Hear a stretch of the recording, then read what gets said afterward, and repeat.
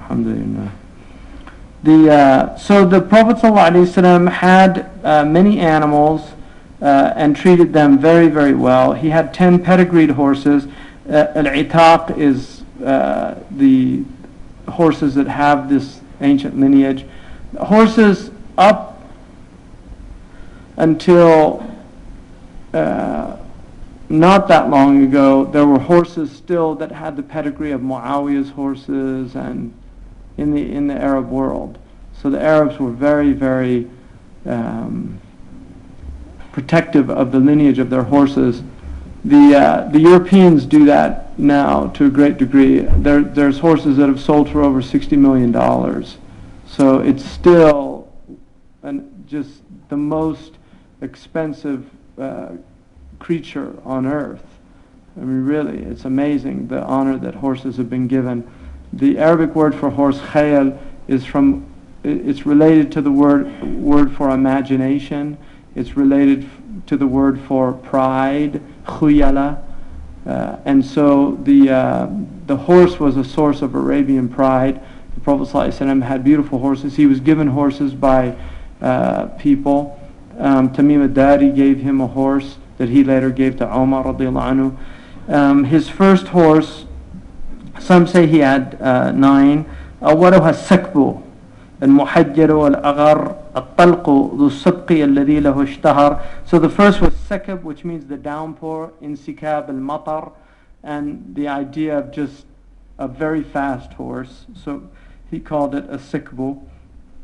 And then the one with the white ankles, al-muhajjal, ghurra al-muhajjalun, is how the Prophet describes his people on the Day of Judgment, because they asked him, how will you know your community?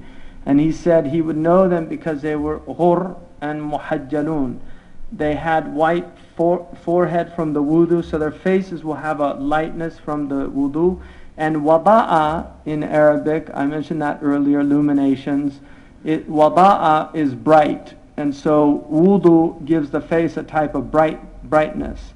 And so the muhajjal is a horse that has the white on the feet. So when you see, or the hoofs rather, horses don't have feet. So it has the white. So he was called al-muhajjal. And then al-aghar is to have a white forelock. Al-muhajjal al-aghar. Al-talqu dhu sabqi. And so then the next was al-talq, which is swift or triumphant in race. And then أول ما غزا عليه المجتبى بأحد فرمز المهذبة. And then this was the first one that the Prophet ﷺ, al-talq is the first one that he rode on in Uhud. And he said it was always well groomed. Wal-wardu, which is the one that he gave, was given to him and then he gave to Umar radiallahu anhu, which means the rose. It was a sweet smelling horse. And then the third was al-murtajiz, which is, murtajiz means the poet, and they say the Prophet named him that because when he neighed, the sahil, the Arabs call it, when he neighed, it had a rhythmic sound, like somebody reciting a irtijaz, Rajaz poetry. Lahu bihi khuzamatu hina juhid. The one whose purchase Khuzaymah came forward to testify for on the Prophet's behalf. And I mentioned the other day that Khuzaymah is the one that the Prophet ﷺ said was worth 2 testimonies, because there was a debate about the purchase of the horse, and Khuzaymah testified on behalf of the Prophet, and he was the only one there. And the Prophet ﷺ, they asked him why, and he said, I know the Prophet doesn't lie. So whether he saw the transaction or not, to him didn't matter. It was enough that the Prophet ﷺ said it for him to testify. The Prophet said, your testimony is worth 2. And he's the one that came with the last verse of from لَقَدْ جَاءَكُمْ رَسُولٌ مِّنْ أَنفُسِكُمْ عَزِيزٌ عَلَيْهِ مَا عَنِتُّمْ حَرِيصٌ عَلَيْكُمْ بِالْمُؤْمِنِينَ رَءُوفٌ رَحِيمٌ فإن تولوا فقل حسبي الله لا إله إلا هو عليه توكلت وهو رب العرش العظيم. Those verses at the end of Tawbah were the only verses that Zayd ibn Thabit could not find 2 people who had seen it written down in the presence of the Prophet ﷺ, and Khuzaymah had seen them written in the presence. And so Khuzaymah was the one that the Prophet said was worth 2 testimonies. So those verses are in the Quran on Khuzaymah's testimony. And then he says, وَالطَّرْفُ, the pedigree, وَاللَّحِيفُ, the blanket, and then al-mulawih, the lanky, like he was very, very tall and skinny. So he was called al-mulawih. وَالضَّرْسُ, which is the bite, he used to bite. وَاللِّزَازِ, which is the tenacious, and ذَاكَ السَّابِحُ. So the وَالسَّابِحَةِ سَبْحًا in the Quran, the sabihat are the war horses that go riding. And then, so those are the horses, and then he had ثُمَّ الْبِغَارُ كُلُّهَا مَرْوِيَّةٌ. What's interesting is the fact that the names are kept is another example of how much we know about the Prophet ﷺ. And just, I visited somebody in Jeddah, and they have stables, and over the thing was they had the names of the horses, and one was a sakbu. So the Arabs still name their horses after the horses of the Prophet ﷺ, tabarrukan. So, and then ثُمَّ الْبِغَارُ كُلُّهَا مَرْوِيَّةٌ فِضَّةُ وَالدُّلْدُلُ الْأَيْلِيَّةُ. So then his mules, all of whom have been chronicled, Fidda, the silver, Duldul, the porcupine, Duldu, and Duldu was given to the Prophet ﷺ by Muqawqas from Egypt, and ثم حمار اسمه يعفور. Ya'fur, there's another Aifir also. Ya'fur, the Prophet ﷺ rode him, and Ya'fur loved the Prophet ﷺ. When the Prophet ﷺ died, Ya'fur actually threw himself into a well and died. And some of his animals stopped eating and died also when the Prophet died ﷺ. But Ya'fur literally threw himself into a well. So it was just too much for him to. His purpose was to be the donkey of the best of creation. What after that would you want to live for if you were a donkey? وَالنَّاقَةُ الْقَصْوَى فَقَدْ مَأْثُورُ. And of his she-camels, al-Qaswa. And then there's also different names for Qaswa. Some say it Adba, which is the camel that the Prophet ﷺ lam tasbiqha naqatun. No camel could ever outrace this camel. And the Sahaba were very happy about that. And then one day the Adba or al-Qaswa, some say it's the same camel, lost the race, and the Sahaba were very upset about that because the Prophet's camel lost. And the Prophet ﷺ said it was حَقٌ عَلَى اللَّهِ أَلَّا يَرْتَفِعَ شَيْءٌ فِي الدُّنْيَا إِلَّا أَنْ يَضَعَهُ. You know, that it's a right of God that nothing ever gets elevated in this world except that Allah will abase it. It's just the nature of the dunya. What goes up must come down. That's a qaida of the world. And so he was just letting them know that, no matter how great a boxer is, Muhammad Ali, they're going to lose if they keep going. Every great racer will lose their ability to race. No matter how good anybody is in the dunya, the time will come when it's the nature of the world. In the dunya, the time will come when it's the nature of the world. That's the way Allah has written into the world. So, وَهِيَ الَّتِي أَمْتَطَ بِالْامْتِرَاءِ. But it's known for certain that she was the one our Prophet rode on the famous Hijrah. And we know that Abu Bakr radiallahu anhu, when the Prophet ﷺ came to say, Udhin Ali, I've been given permission to make the Hijrah, Sayyidina Abu Bakr radiallahu anhu said, As-Sahba ya Rasulullah, am I the one to accompany you? And he said yes. And he said, I have 2 camels, one for you. And the Prophet said, I'll buy it from you. And he actually refused to take it as a gift. That is an indication of the Prophet ﷺ not using his position with his friends, which is very interesting, because friends, when somebody really, really loves you, you can take advantage of that. And the Prophet ﷺ was the farthest of people from that. Sallallahu Alaihi Wasallam. He did not ever use his position to exploit people for worldly gain or any other type of gain. وهي التي امتط بلا امتراء نبينا في الهجرة الغراء وكان لا يحمله إن نزل عليه وحي غيرها ونقل. So none could bear the weight. If he was on an animal and the wahi came, it couldn't stay up. It would literally go down, except for al-qaswa. It was the only camel that could bear the weight of the wahi.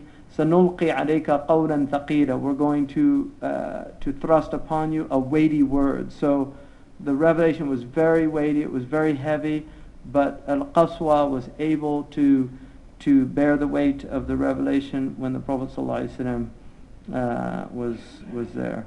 أَنَّ إِسْمَهَا الْجَدْعَاءُ وَالْعَضْبَاءُ. So there, فَقَدْ تَرَادَفَتْ لَهَا الْأَسْمَاءُ. Her name was Al-Jad'a as well as Al-Adba. So you'll see Al-Adba in that narration that she never lost a race until that one time. So in that narration is Al-Adba. وَمِئَةٌ كَانَتْ لَهُ مِنَ الْغَنَمِ وَمَعَهَا 20 لَقْحَةً تُلَمْ. So he had around 100 sheep, and add to that about 20 camels. What's interesting also about the Prophet ﷺ is the connection to life. He was milking his own animals. I mean, we tend to forget how related they were just to natural life, to the natural life cycles. The animals were in and out the house. There were sheep in the courtyard.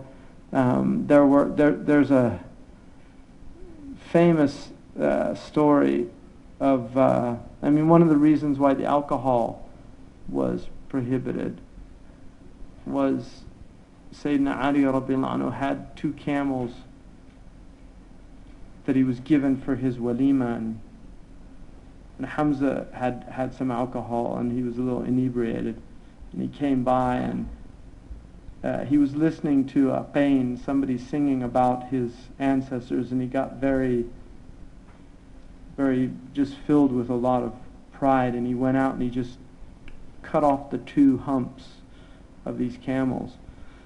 And Sayyidina Ali was just like, he went out and he was like, because he was not a wealthy person, he saw these camels, he's like, there goes the walima. And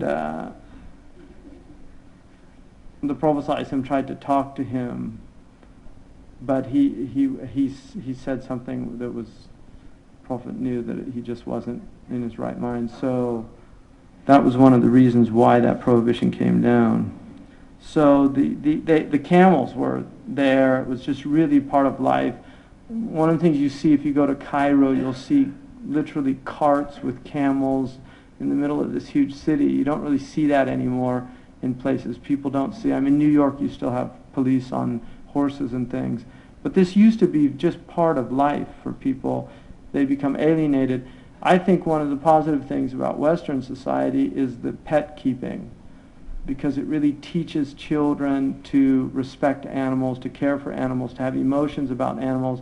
You often see a lot of animals mistreated in the Muslim world. I've seen cats mistreated. I've seen dogs mistreated. Kids throw rocks at dogs.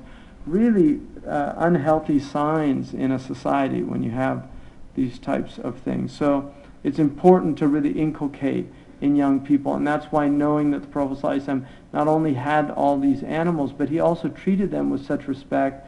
He gave them names, he gave them funny names, and he names, really endearing names, and they loved him, sallallahu alaihi wasallam. And the animal, there are many hadiths about the animals. The dab, which is a weak hadith, but it's a beautiful hadith. The dab, who, the poet said, سلام على من قال للضب من أنا فقال أنت رسول الله أنت محمدي. The peace be upon the one who, the lizard was asked by him, who are you? And he said, you are the Prophet of God, you are Muhammad. The gazelle also complained to the Prophet that was hunted somebody caught this gazelle, and she complained to the Prophet ﷺ that she still had a fawn. And so the Prophet asked the Bedouin man to release the gazelle so that it could go and finish milking. And that to me is an indication of, in America, for instance, there are laws during the mating season and after. You cannot hunt because there are does that are still milking their fawns, and if you hunt during that time, you're depriving an animal of its mother. So these are prophetic types of injunctions, really. Very important. I mean, we have major crises in a lot of places. In Mauritania, for instance, the gazelle population is almost gone. It's almost extinct because they don't have laws about, and now guns are widely, when it was bows and arrows, the gazelle had a chance.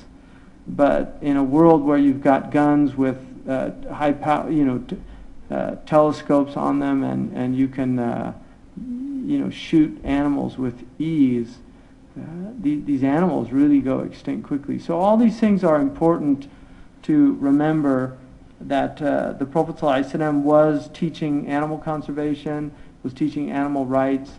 The Prophet said, لَعْنَ اللَّهُ مَنِ اتَّخَذَ حَيْوَانَ غَرَضًا. May Allah curse the one who takes an animal as an object of sport, like to shoot an animal just for fun.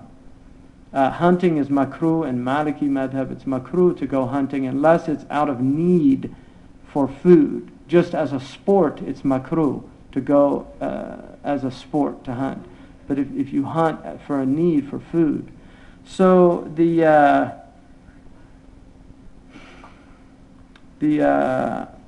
animals that he had the also وكان يختص بشرب شاة تدعى بغيثة لدى الرواتي.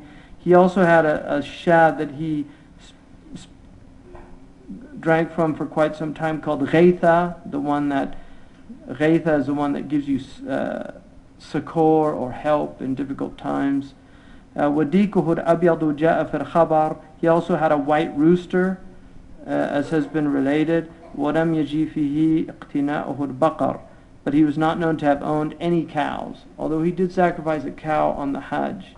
But he did not own cows. There's no hadith that indicates he ever ate beef. There's no hadith that indicates he ever ate beef. The Prophet ﷺ, there's no hadith.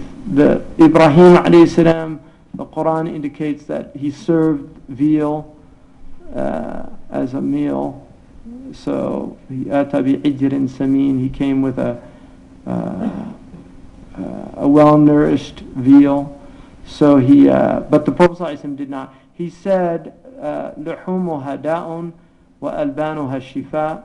The meat of cows produces sickness, but the milk is a cure. It's a healthful drink. So the Prophet indicated that red meat now, I mean, we know that the worst meat for health reasons is beef, and the Prophet ﷺ said, and that's a sahih hadith, it's considered ishkal amongst the ulama, but he said that لحومها داء وألبانها شفاء. The beef is a disease-producing food, but the milk is a healthful food. It's a shifas. And if you have people that have lost a lot of weight, milk is a very quick way of getting people back. Yogurt, all those type things are good as a shifa. But again, to have a lot of milk dairy products is not a good thing. The best of milks are the sheep milk. We know that. It's and also camel's milk, which are the two types of milk that the Prophet ﷺ drank. He also said, never curse a rooster. You know, some people, like in the morning, the rooster starts crowing. He said, never curse a rooster, because they're waking people up for prayer. So the rooster is a blessed animal, and the Prophet ﷺ did have one. He also there were cats in the house. There were also dogs in the early period. Aisha had a puppy dog. Jibril complained about it, and the Prophet ﷺ did not keep any dogs in the house after that. But there were dogs in Medina. The type of attitude that Muslims have towards dogs is completely unacceptable. The three Imams consider dogs to be najis, that they're unclean animals. Imam Malik was not of that opinion. His proof to me is a stronger proof. The hadith, إِذَا وَلَغَ كَلْبٌ فِي إِنَاءٍ فَاغْسِلُوهُ سَبْعًا, if a dog licks in a bowl, clean the bowl 7 times. Imam Malik said, had it been for najasa, he would not have mentioned a number. Because to remove najasa is just whatever it takes to remove it. But the fact that he mentioned sab'an, he said that it means it's ta'abbud, that the wisdom is not known to us why we're told to do that. But Malikis have never had a problem with the dogs. And seeing eye dogs, I mean, I know Muslims, there's Muslims in our community, there's who have seeing eye dogs, and when they come, it's like suddenly everybody becomes, which is not really appropriate for somebody who has a seeing eye dog. It's just not really a very nice thing to do to somebody, because dogs are very beneficial. They're also animals that are guard dogs. Ibn Abi Zayd al-Qayrawani, the great Maliki scholar, had a guard dog in his house, and some people kind of complained about it. He said if Malik was alive today, he'd have a lion in his yard. In other words, things aren't as safe as they used to be.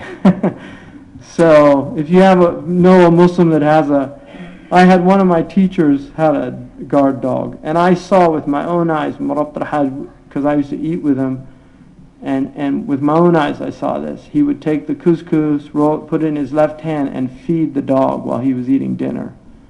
I saw it with my own eyes. So, and I don't know anybody that has the wara' of that man. I've never seen anybody that has the wara', the scrupulous of that man. Hafidhahullah. So dogs, just be nice to dogs. That's my message there. Don't. The kalb al-aqur, which the Prophet said to kill, is like a rabid dog, a voracious dog. But just the dogs that you see in the West, really don't. It's just people have dogs. They're dog people, and they need to become Muslim. They can become Malikis,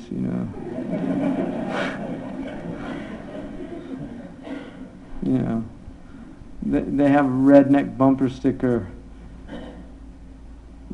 My wife definitely, my dog maybe, my gun never. Right?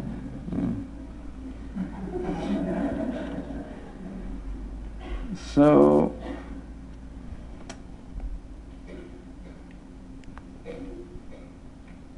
and then the cats. Somebody mentioned yesterday that the Prophet had a cat with a name. I don't know that. I tried to find that, but I could not find that. But we know the Prophet liked cats.